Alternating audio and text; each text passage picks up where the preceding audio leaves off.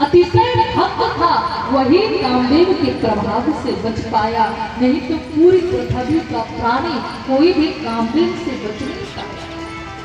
कहते हैं कि उस समय कामदेव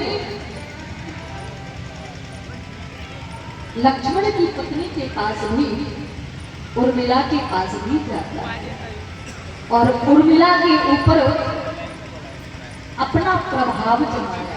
उर्मिला कहती है मुझे बाण मत मारो, मैं बाला वियोग में कुछ तो दया विचार, मुझे बाण मत मारो। कामदेव कहता है नहीं नहीं, मैं तो तुम्हारे ऊपर अपना साम्राज्य जमा कर रहूंगा। श्री उर्मिला जी कहती है इतना अहंकार, इतना घमंड है तुम्हें कामदेव, तो लो ये ले मेरी चरण धूल, तुम रति के सिर पर डालो। रति जो कामदेव की पत्नी है, तुम्हें अपने आप पे इतना घमंड है कि तुम मेरे ऊपर विजय प्राप्त करोगे, तो तुम मेरे ऊपर क्या विजय प्राप्त करो। उर्मिला जी कहती है ये लो मेरी चरण धूल, तुम रति के सिर पर डालो और तुम्हें मुझे विकलता तुम्हें विफलता, ठहरो सब परिहारो।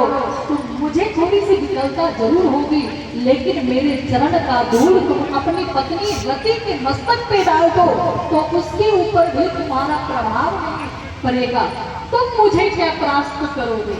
महाराज पूरी पृथ्वी पे कामदेव अपना साम्राज्य जमाया और भोले बाबा के ऊपर अपनी दृष्टि अपना प्रभाव जमाने लगा, लेकिन भोले बाबा तब शिव तीसर नयन उभारा और चितवत काम भयं जल छाया। भोले बाबा का तीसरा नेत्र खुला और कामदेव वही जलकर राख हो गया। उसी समय गई रोती हुई चला बैठा बहुत चला प्रकार से भांति भांति से करुणा करते हुए विलाप करते हुए भोले बाबा के पास गई। प्रभु आपने मेरे पति को मार डाला, अब मैं किसके सहारे जीऊंगी, मुझे भी जला दो। लेकिन भोले बाबा रति को नहीं जलाते, क्योंकि रति का मतलब प्रेम होता है। प्रेम का विनाश किए काम का विनाश सब काम मांगा हमारे वाला तो दिमाग मत खराब करो। आशीर्वाद देते हैं हे देवी, अब तक आपका पति शरीर समाज में विचरण करता था, लेकिन जाओ मैं आशीर्वाद देता हूँ, आज के बाद सूक्ष्म रूप में हर मनुष्य हर प्राणी के रक्त की धमनियों में आपका पति अब विराजमान करेगा। और आशीर्वाद देते हैं जब जदुवंश कृष्ण अवतारा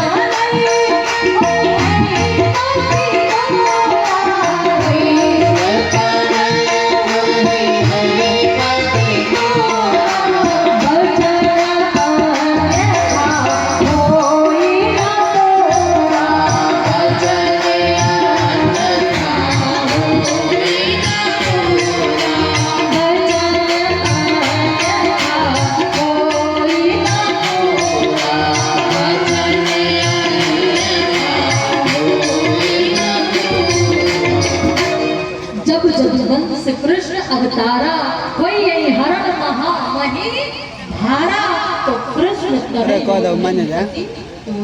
देखो श्रीमद् भागवत ग्रंथ में जब वेद व्यास जी श्रीमद् भागवत ग्रंथ का लेखन कर रहे थे, तो नवम स्कंद में पूरे में राम जी की कथा, मर्यादा पुरुषोत्तम राम की कथा लेखन की। तो मानो तुलसी बाबा वेद व्यास जी से कहते हैं महाराज आप श्रीमद् भागवत में राम कथा लिखे हो नवम स्कंद में, तो मैं क्यों ये उद्धारी अपने ऊपर रखूं, ये कर्ज क्यों रखूं? सो एक चौपाई में मानो तुलसी बाबा पूरे कृष्ण कथा इस चौपाई के माध्यम से लिख दिए।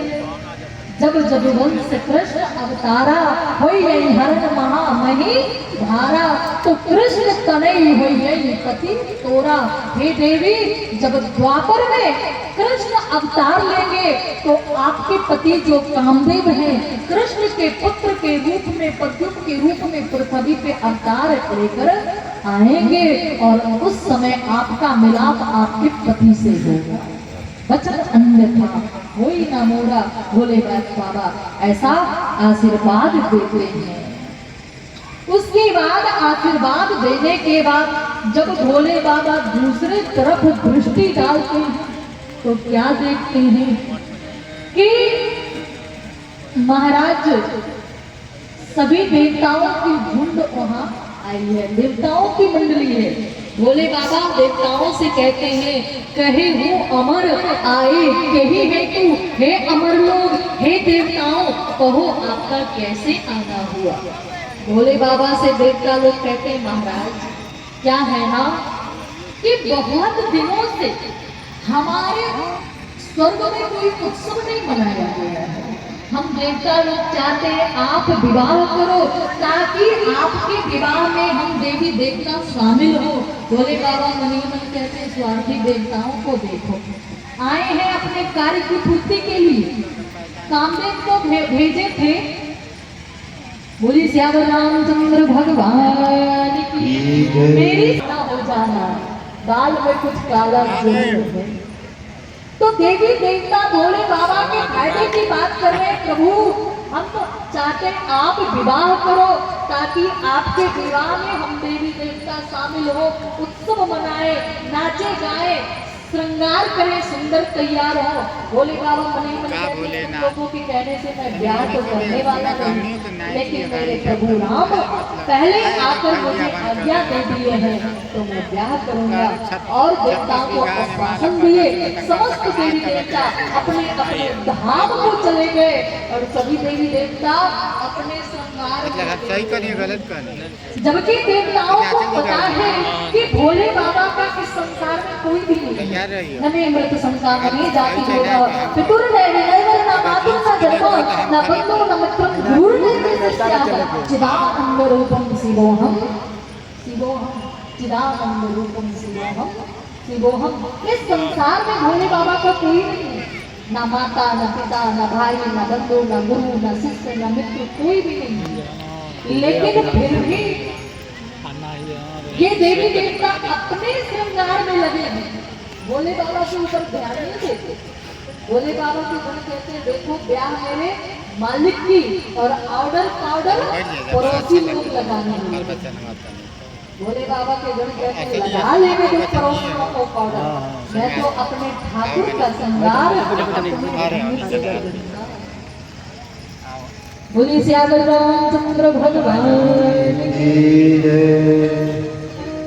और भोले बाबा के गण बहुत सुंदर भोले बाबा का श्रृंगार करते हैं चौपाई के माध्यम से।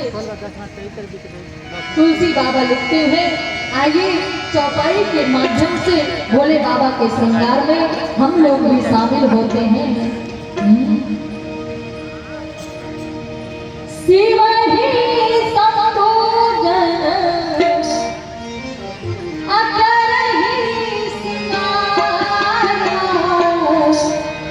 अजता मुकुट